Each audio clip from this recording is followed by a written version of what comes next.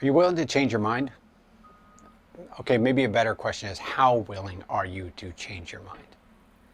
There was an interesting book that came out in 1962 by Everett Rogers, and in it he identified 5 types of people and their responses to change. He said first there was the innovators, the small group of people who were willing to risk, to jump right in, to get right at change, and they went for it every time. He said another small group was the early adopters. These are people who are a little more careful, but still eager for change.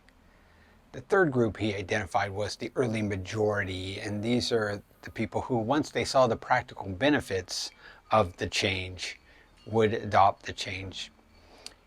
He identified the fourth group as the late majority. Those are cautious, slow people. They don't want change. They need a lot of guidance and hand-holding to get them to maneuver the change.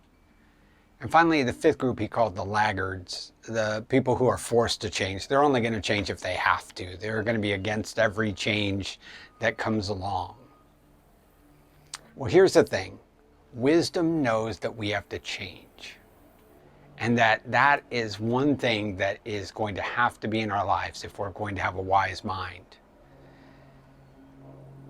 Wisdom also knows that there's going to be some resistance. The majority of people resist change on some level. Let's be honest. We all look at it and say, yeah, I'm not so sure, at least about some changes in our life. So Proverbs comes along and talks about this idea of correction. When we're slow to change, when we're not ready to change our ways like we know we should, Proverbs says there is such a thing as correction. A person needs to be ready to be corrected. Proverbs 13:18 says that if we accept correction, we will get honor. And Proverbs 15:32 says if we listen to correction, we will acquire good.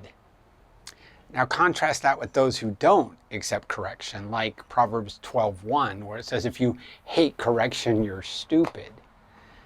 Or Proverbs 15:10, where it says if you hate correction, you will die. Or Proverbs 19:27 says if you stop listening to correction, you will stray from knowledge. The bottom line is this. We have to be ready to be corrected. We have to be ready to change. We have to be ready to look at what is happening in our life and say, man, this is the wrong path. This is the wrong way. We've got to get out of this and get out of this as quickly as possible. We got to make that U-turn. That's what repentance is, right? Repentance is that idea of the change, the U-turn, the correction to the wrong path. So the question is for us all, how willing are you to change, to accept correction? Because without it, we'll never walk wisely.